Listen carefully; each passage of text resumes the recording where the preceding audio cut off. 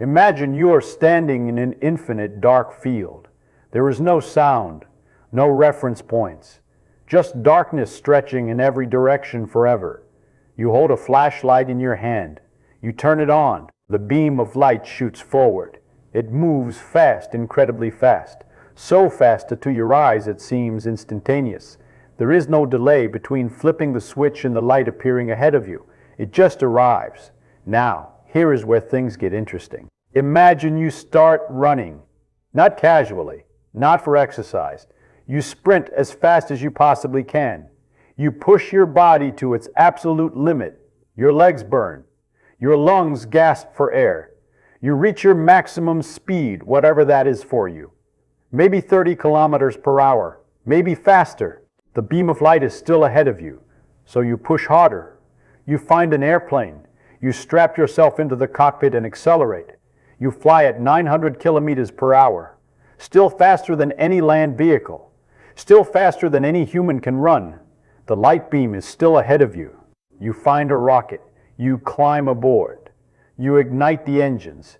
You accelerate past the atmosphere. You reach 25,000 kilometers per hour. You are moving faster than any spacecraft has ever moved, with humans aboard. The light beam is still ahead of you. You push harder still. You find a theoretical engine capable of pushing you to 90% of the speed of light. 90%. 300,000 kilometers per second. You are moving so fast that ordinary numbers cannot describe it anymore. The light beam is still ahead of you. You find a way to accelerate even more. 99% of light speed, 99.9%, 99.999%. You are so close to light speed that the difference between your speed and the speed of light is measured in millimeters per second. And yet, the light beam remains ahead of you. You will never catch it. You will never see it slow down. You will never watch it freeze in place as you finally catch up. It will always move away from you at exactly the same speed, 300,000 kilometers per second, no matter how fast you travel. This is not a trick question. This is not a puzzle with a clever answer. This is how reality actually works. And the reason why has nothing to do with engines, nothing to do with technology, nothing to do with how advanced our machines become. The reason why is built into the fabric of existence itself. For most of human history, the speed of light seemed like just another number. It was fast, obviously fast, faster than anything we could observe in everyday life. But it did not seem fundamentally different from other speeds. It was just very, very large. This changed in 1887. Two American physicists, Albert Michelson and Edward Morley, conducted an experiment that should have been routine. They wanted to measure how fast the Earth was moving through something called the luminiferous ether, a mysterious substance that scientists of the era believed filled all of space. The experiment failed in the most important way possible. They found nothing. The Earth was not moving through any ether. Light behaved exactly the same, no matter how they oriented their instruments, no matter how they tried to measure its speed in different directions. This result made no sense according to the physics of the time. In everyday life, speeds add together.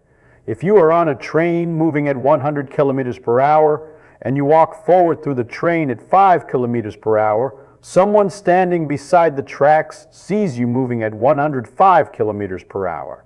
Simple addition.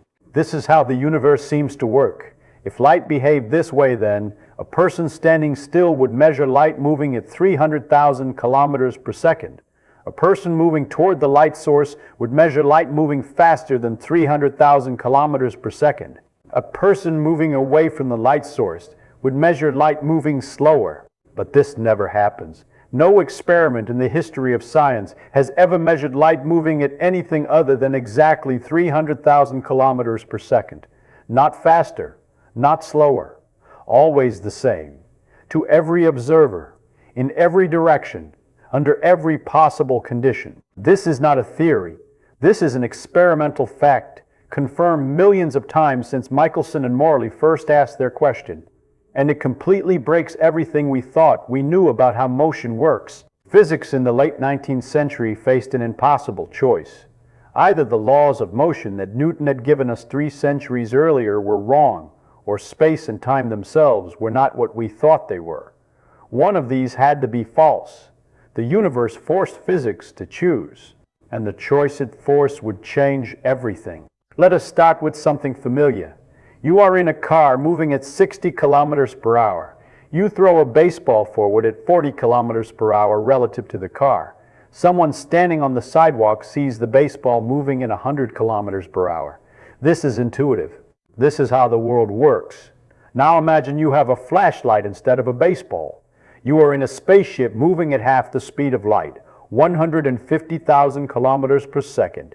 You shine the flashlight forward. According to our everyday intuition, the light should move away from you at the speed of light plus half the speed of light. 150,000 plus 300,000 equals 450,000 kilometers per second. But this never happens. No matter how fast you move, you always measure light at exactly 300,000 kilometers per second. If you move toward the light, it does not approach faster. If you move away, it does not recede slower. It is always the same. This is so strange that it defies description. It is like saying that no matter how fast you run toward a stadium, the sound of the crowd always reaches you at the same speed. Not faster when you run toward it, not slower when you run away. Always exactly the same. But for sound, this is false. Sound does change speed depending on your motion relative to the source. We know this. We experience this. Light does not work this way. The conflict runs deeper than you might think.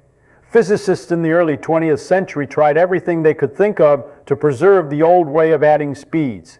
They created complicated theories. They invented new substances. They proposed that measuring instruments somehow contracted in the direction of motion to compensate. Nothing worked. Every prediction they made was wrong. Every experiment they designed confirmed that light always moved at the same speed. Finally, a young physicist named Albert Einstein looked at the problem differently. He stopped trying to make the data fit the old theory. Instead, he asked a simple question. What if the speed of light being constant is not a bug, but a feature? What if the speed of light being the same for everyone is not something that needs to be explained away, but the fundamental truth around which everything else must be organized? From this question, special relativity was born, and everything changed. To preserve the speed of light, the universe makes a trade.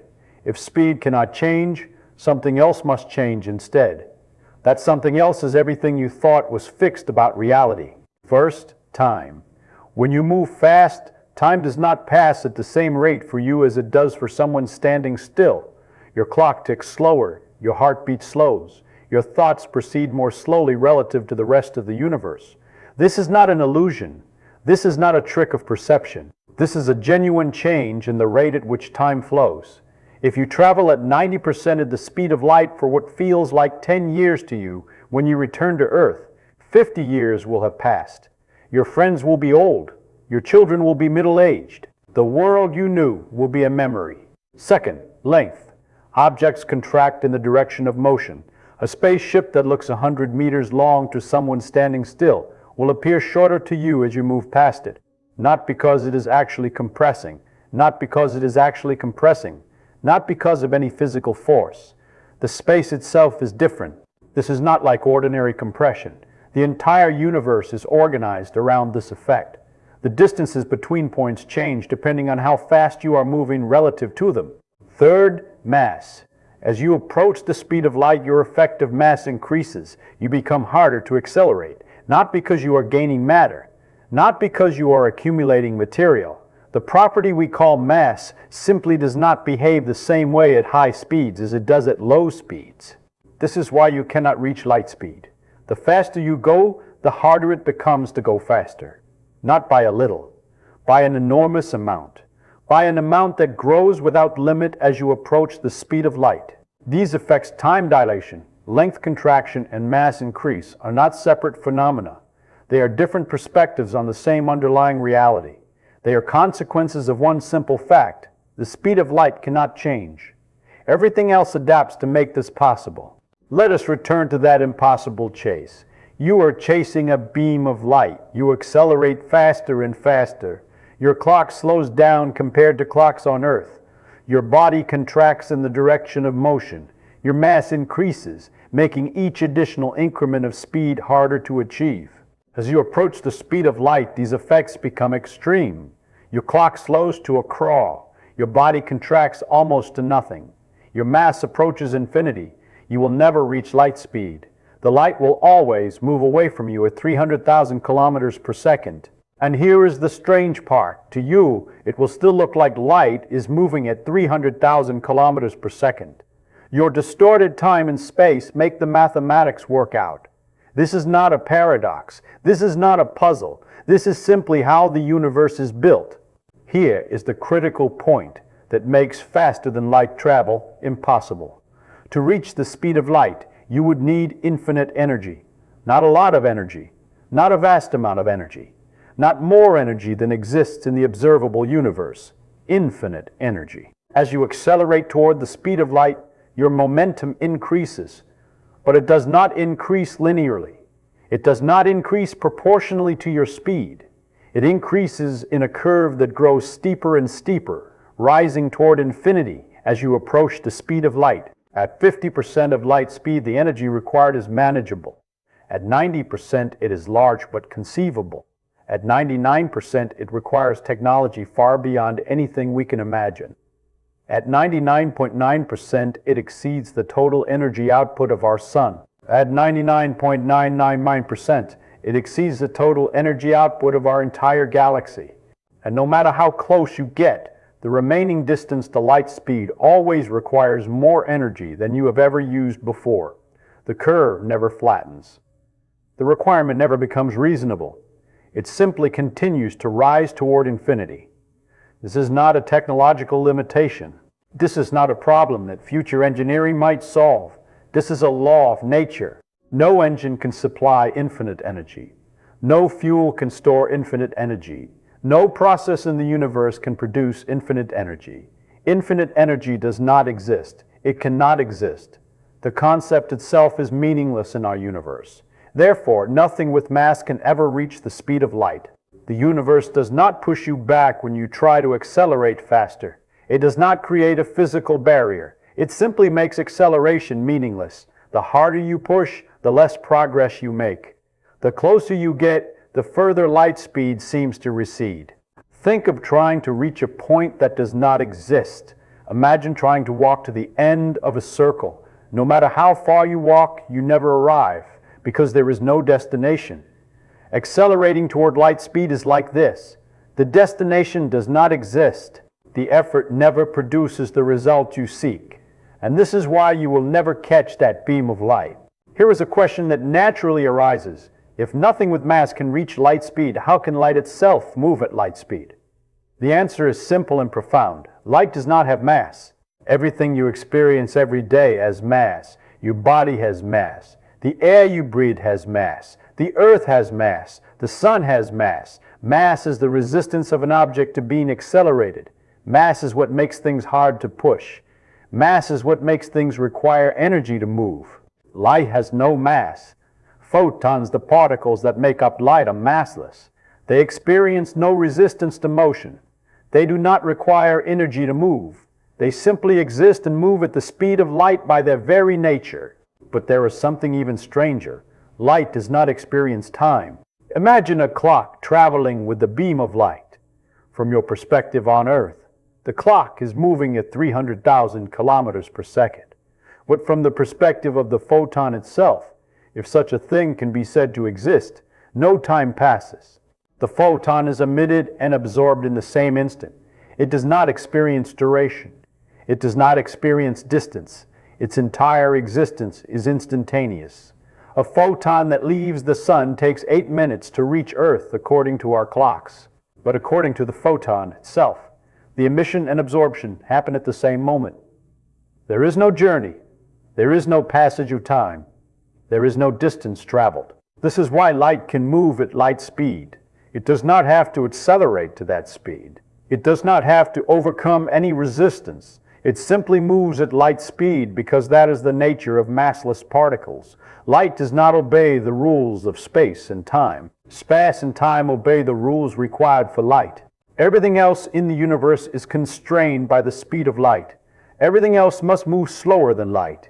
Everything else experiences time and distance.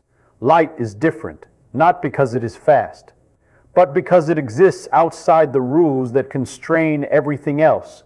Now let us imagine something impossible. Imagine you find a way to move faster than light. Somehow, against all the laws of physics, you accelerate past 300,000 kilometers per second. What would happen? Everything. Cause and effect would reverse. Imagine you send a message to a friend on a distant planet. The message travels faster than light. Because of how space and time work at these speeds, your message would arrive before you sent it.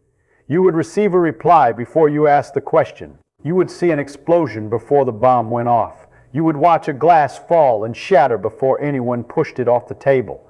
Time would no longer have a consistent direction. The past and the future would blur. Events would not have a clear before and after. The logical structure that makes the universe comprehensible would collapse. This is not a minor problem. This is not an inconvenience. This is a fundamental violation of how reality can work. Consider a simple scenario. You send a faster-than-light message to your past self, telling yourself not to send the message. What happens? If you receive the message, you do not send it.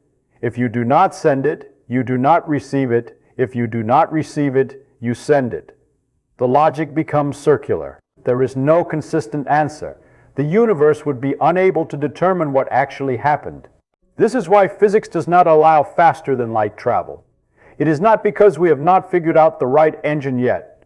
It is not because the technology does not exist. It is because faster-than-light travel destroys the logical structure of reality. It makes the universe incoherent. It breaks causality so completely that the concept of events having causes loses all meaning. The speed of light is not a speed limit in the way that a speed limit on a highway is a speed limit. A highway speed limit is a rule that could theoretically be broken with a powerful enough car. The cosmic speed limit is different. It is not a rule imposed on the universe. It is a consequence of how the universe must work. If things could move faster than light, the universe as we know it could not exist. Here is the deepest truth about the speed of light. The speed of light is not really about light. It is not about photons or electromagnetic radiation or the behavior of visible radiation. It is about something far more fundamental. The speed of light is the speed of information. It is the speed at which causes can produce effects. It is the speed at which reality can update itself. When you push a button, the button moves. When you speak, sound waves carry your words. When you drop a ball, it falls to the ground. All of these effects happen because information travels from the cause to the effect at the speed of light or slower. Nothing can happen faster than light because nothing can cause something to happen faster than the universe allows causes to propagate. Think of the universe as a computer that updates its state everywhere simultaneously, or with a finite processing speed. That speed is the speed of light. When something happens at point A, the information about that event spreads outward at the speed of light until that information reaches point B. Point B cannot respond to what happened at point A. Nothing can move faster than light because nothing can move faster than the rate at which reality can propagate changes. This limit is what makes the universe stable. It ensures that events have order. A cause always precedes its effect. The past reliably leads to the future. We can make predictions about what will happen based on what has happened. Without this limit, none of this would be true. The universe would be chaotic in the deepest sense, not just disordered, but logically incoherent. The speed of light is not a restriction on what is possible. It is the foundation that makes anything possible. It is what allows causes to produce effects. It is what allows the past to determine the future. It is what allows the universe to be understood. So when you ask, why can nothing move faster than light? The answer is not because our engines are not strong enough, because we have not discovered the right technology yet, because physics has not figured it out. The answer is because the universe is built that way. Light does not obey the rules of space and time. Space and time obey the rules required for light. Everything with mass is constrained by those rules. Everything with mass is constrained by those rules. Everything without mass operates outside them, and nothing can cross from one domain to the other. When you chase that beam of light, no matter how fast you accelerate, you will never catch it. not because you are not trying hard enough, not because your rocket is not powerful enough, but because the universe does not work that way. The faster you go, the slower your time runs. The faster you go, the shorter your length contracts. The faster you go, the more massive you become. All of these effects conspire to keep light always ahead of you, always moving at the same speed, always out of reach. And here is the beautiful part. This is not a limitation. This is what makes the universe work. This is what makes cause precede effect. This is what makes the past determine the future. This is what makes the cosmos comprehensible to minds like ours. The speed of light is not a wall that confines us. It is the foundation on which reality stands. And no matter how fast you chase it, reality will always stay one step ahead.